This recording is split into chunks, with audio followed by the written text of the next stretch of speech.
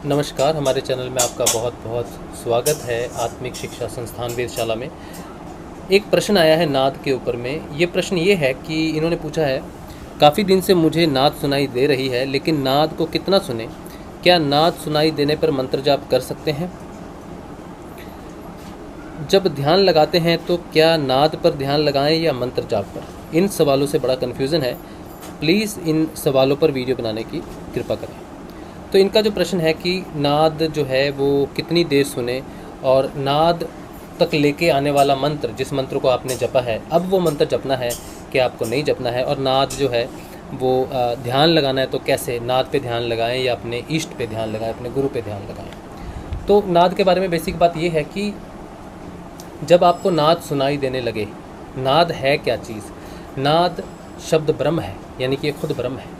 जिस गुरु से मंत्र दीक्षा लेके आप मंत्र का मानसिक जाप करते हो और जाप करते करते आप नाद तक पहुंचते हो, तो आप उस गुरु का ध्यान करते हो, अपने गुरुदेव का ध्यान करके, माथे पे आज्ञा चक्र पे ध्यान करके मंत्र का जाप करते हो, तब आप अंतर्मुखी होना शुरू होते हो। अब जब नाद सुनने लग जाता है तो नाद पे जब आप ध्यान कॉन्सेंट्रेट करोगे, क्योंकि आपका जो ध्यान है वो एक ही है, आप ध्यान को दो जगह पे नहीं लगा सकते, आप एक ही जगह पे लगा सकते हो। तो अब आपको जो ध्यान करना है, जैसे पहले आप गुरुदेव की फ़ोटो का या गुरुदेव का ध्यान करते थे आज्ञा चक्र पे, अब नाद पे आपको ध्यान करना है। अब सारा का सारा ध्यान आपका नाद पे रहेगा, क्योंकि नाद गुरु का ब्रह्म रूपी शरीर होता है, शब्द रूपी शरीर होता है। नाद और गुरु में कोई फ़र्क नहीं होता, नाद ब्रह्म है, गुरु भी ब्रह्म है। तो इस कन्फ्यूज़न में नहीं रहना चाहिए कि मैं नाद पे ध्यान दूँ या फिर मैं गुरुदेव पे ध्यान दूँ, जिसको मैं आज्ञा चक्र पे जिनको मैं आज्ञा चक्र पे रखता था, आज्ञा चक्र पे देखता था, फिर मंत्र जपता था। तो अब आपको, जब आप ध्यान नाद पे दे रहे हो, अब आपके गुरु नाद रूपी हैं, तो आप मंत्र का जाप भी नहीं कर सकते, क्योंकि अगर आप मंत्र का भी जाप करोगे तब भी आपका ध्यान भटकेगा, क्योंकि मंत्र जाप आप सब कॉन्शियसली करते हो, लेकिन नाद को आप कॉन्शियसली जपते हो। तो ध्यान आपको अब नाद के ऊपर रखना है। तो आपका मंत्र जाप उस समय नहीं हो सकता जिस समय आप नाद का अनुसंधान कर रहे हो, क्योंकि फिर वो दो चीज़ें हो जाएंगी और दो कश्तियों पे आप नहीं चल सकते। आंतरिक यात्रा का पथ एक ही है, ठीक है। और जो नाद है ये एक लय योग है, और मंत्र जाप जो है ये हठ योग की प्रक्रिया है।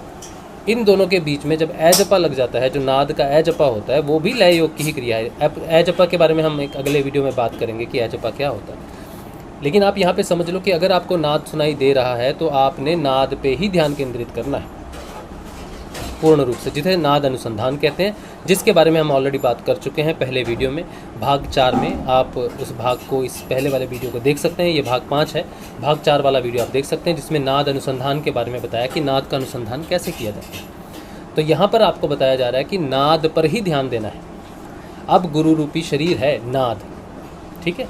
तो नाद को अब कितनी देर सुने? नाद को नाद अनुसंधान में ये बताया गया है कि कितनी देर तक आप सुने, क्योंकि नाद को आप बहुत देर तक नहीं सुन सकते। जैसे ही आप उसे सुनते हो तो कुछ सेकंड के बाद आपको विचार आने शुरू हो जाते हैं। अब आप जितना इसको सुनोगे, जितना इसका अनुसंधान करोगे, सुनना और अनुसंधान करना अलग चीज़ है, वो भी हमने पहले वीडियो में डिस्कस किया, तो आप वो पहला वीडियो ज़रूर देखें कि अनुसंधान करना और नाद को सुनने में क्या अंतर है। तो जितना आप अनुसंधान करोगे उतनी विचार कम होने शुरू हो जाएंगे, देरी से आने शुरू हो जाएंगे वो।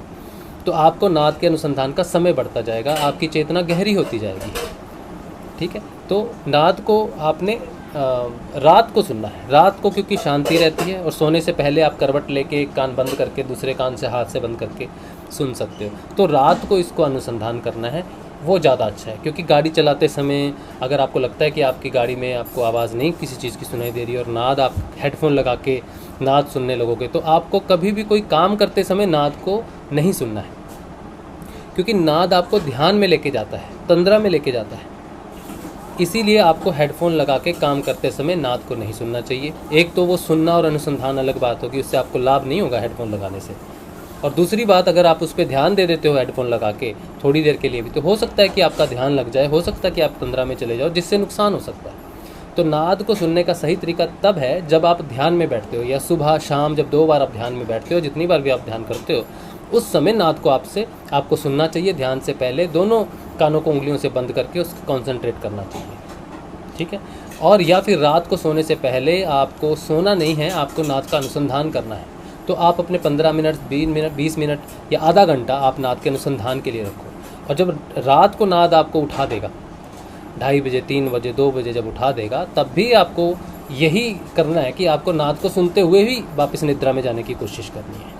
यही तरीका है नाद को सुनने का, ठीक है। तो पहले के जो वीडियोज़ हैं, पहले के जो 4 वीडियोज़ हैं वो आप ज़रूर सुने, उससे आपको नाद के बारे में ज़्यादा जानकारी मिलेगी। और इस वीडियो में आपने जाना कि नाद का अनुसंधान और मंत्र जाप एक साथ नहीं कर सकते। जनरली मंत्र जाप बंद कर देना चाहिए और सिर्फ नाद पे ही कंसंट्रेट करना चाहिए, क्योंकि मंत्र जाप एक अलग प्रक्रिया है, क्योंकि आपकी यात्रा तो एक ही है, अंतर्मुखी होने की यात्रा एक ही है। तो आप उसको 2 वाहनों से नहीं कर सकते। ना मंत्र को जपना एक वाहन है, ए जपा एक वाहन है। ए जपा अगर आपको चल रहा है, नाद नहीं सुनाई दे रहा है, तब आप मंत्र जाप कर सकते हो, लेकिन जब आपको नाद सुनने लगा है तब आपको मंत्र जाप नहीं करना है, ठीक। और बात करेंगे नाद के ऊपर हमारे आने वाले सेशंस में, आपके जो क्वेश्चन होंगे उस पर बात करेंगे। नमस्कार।